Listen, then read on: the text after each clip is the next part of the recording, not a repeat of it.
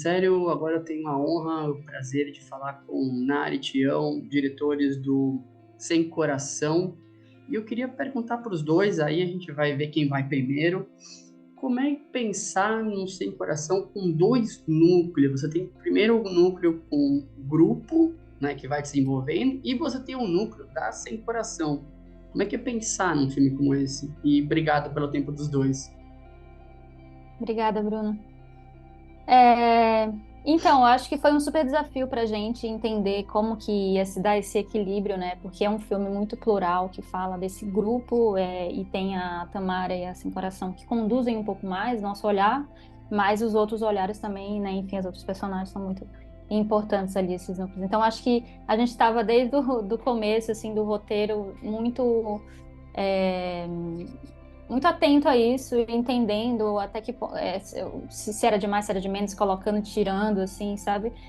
E foi um processo muito, muito trabalhoso e talvez o maior desafio do filme tenha sido encontrar esse equilíbrio entre esses núcleos do filme, tanto dentro do roteiro quanto depois na filmagem, na filmagem não, quando a gente estava montando o filme, né? Porque quando a gente filma também o filme vira outra coisa, e aí a gente também foi tentar encontrar esse lugar, assim. E é isso, até o final ele não estava equilibrado o suficiente. Se você tira uma coisa do lugar, ele desequilibra, alguém aparece de mais ou de menos, ou a personagem sumiu muito, muito tempo, ou ok, ela sumiu muito tempo, porque a gente tá, enfim, a gente estava sempre se questionando, assim, foi bem, bem desafiador, assim.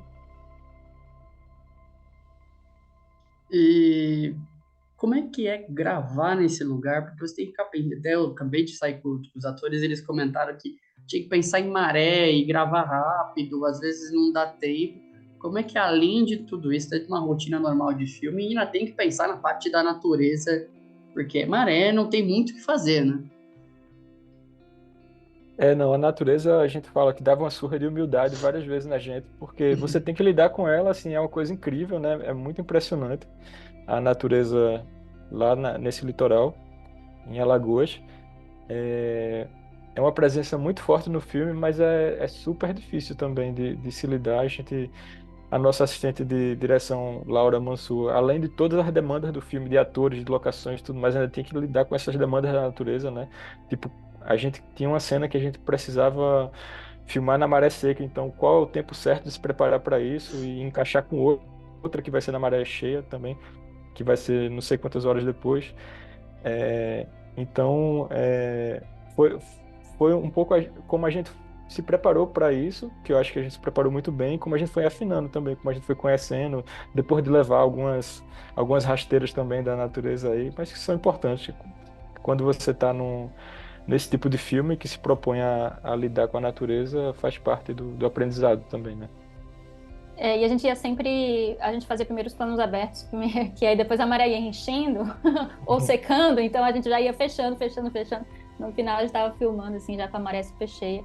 Mas pra gente, dentro da narrativa, também era muito importante achar essas paisagens, as paisagens certas para cada cena. Então, assim, acho que na maioria das vezes a gente conseguiu o que a gente queria, que é isso, assim, de acordo com o momento da personagem, a maré tá seca, ou o momento, em outro momento da personagem, com outras questões que ela tá passando, a maré, né, o rio tá mais cheio, e a gente quis brincar muito com esses elementos. Por isso que eram elementos realmente muito importantes dentro da narrativa, assim, do filme. E vendo o filme, ele tem muitas analogias, justamente a analogia da baleia. Como é que pensar elas? Como é que chegou essas ideias, essas analogias pro filme, pro Sem Coração? Por exemplo, a cena da A gente, baleia. sim.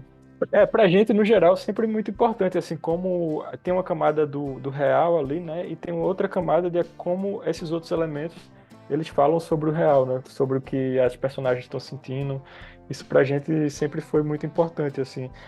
É, a baleia, de forma específica, ela surgiu porque eu e Nara, a gente estava fazendo pesquisa de locação e procurando lugares para filmar algumas cenas, e aí quando a gente chegou numa praia que a gente até já conhecia, tinha uma baleia encalhada, assim, uma jovem, eu acho, não era uma baleia adulta, e com muita gente ao redor, assim, a gente achou que a gente não podia ignorar isso, assim, de ter se deparado com isso e a gente também faz um pouco esse paralelo assim, tipo, ela entra no filme e Tamara vê aquilo enfim, ela também está lidando com coisas muito fortes e violentas e brutais e transformadoras que ela não pode deixar de encarar, assim, não tem como não ver aquilo, sabe?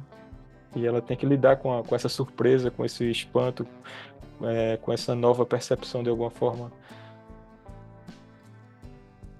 E por mais, o filme ele se passa em 96, mas os temas são muito atuais, né? Aquela coisa de adolescente se descobrindo, do jovem, né, conhecendo as suas opções. Como é que foi, como é que pensar isso de você ter uma coisa que parece muito claro, muito de agora, mas ele é 96. Como é que é pensar em Sim. sentimentos nesse momento?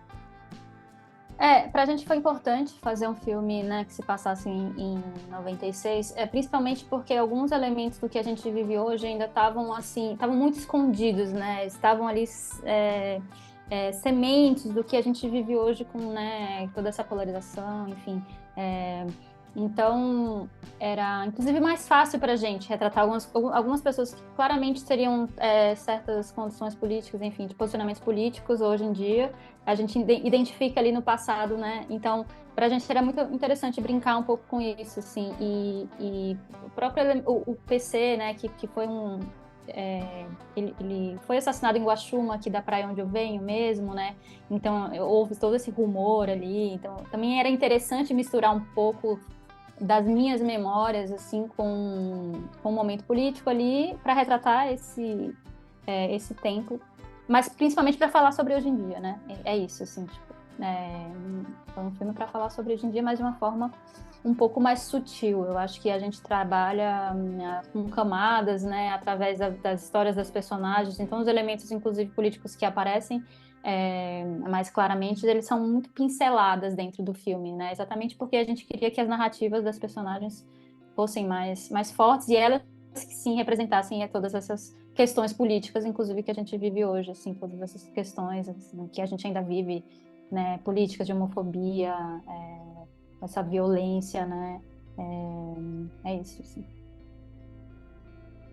E falando do grupo, né? Você tem ali muita gente, muitas personagens, né, além das duas. Como é que vocês chegaram nesses atores, nessas atrizes, e como é que foi o processo para formar o grupo durante as filmagens? Foi um processo bem grande, assim, porque a gente deu início à pesquisa de elenco e o filme mudou de data uma ou duas vezes, assim, a gente continuou esse processo, então a gente acabou, entrevistou cerca de 1.000 adolescentes, só da parte dos adolescentes, para encontrar as pessoas que a gente achava, entre aspas, certas para o papel, assim, né? Então a gente encontrava muita gente interessante, mas a gente estava também muito preocupados em como essas pessoas massas se comportariam em grupo, assim, qual a dinâmica que esse grupo teria. Então, é, quando a gente tinha muita certeza que a gente queria fazer com a Duda, Eduardo Samara, é, e a gente tinha uma intuição de fazer com a Maia, que é uma prima de terceiro grau, nada, tua. Terceiro, Então, de toda forma, a gente tinha que ver como é que as duas se comportariam juntas, assim, como é que elas fotografariam, como é que era a interação, como é que era a dinâmica, né? Da mesma forma o grupo, assim, né? Tipo, tem o Alailson, é muito massa para fazer o galego, a gente achou incrível o que ele fez no teste, mas como é que ele é com a Maia, como é que é com um menino pequeno que admira ele, o Sidão, como ele a gente vai sentir essa admiração do Sidão pro Alailson, tem que ter um certo pé na realidade essa admiração, como tinha que ter um certo pé na realidade o carisma do Alailson, porque era muito importante o personagem do Galego, então era pensar não só as individualidades, mas como é que era esse diálogo em grupo, né?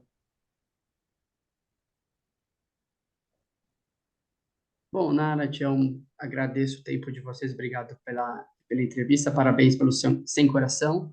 E você que está assistindo essa entrevista, tá tudo aqui embaixo, bonitinho, com a crítica do Sem Coração. Nara, Tião, obrigado. Muito obrigada, Bruno. Muito obrigado, valeu. Valeu.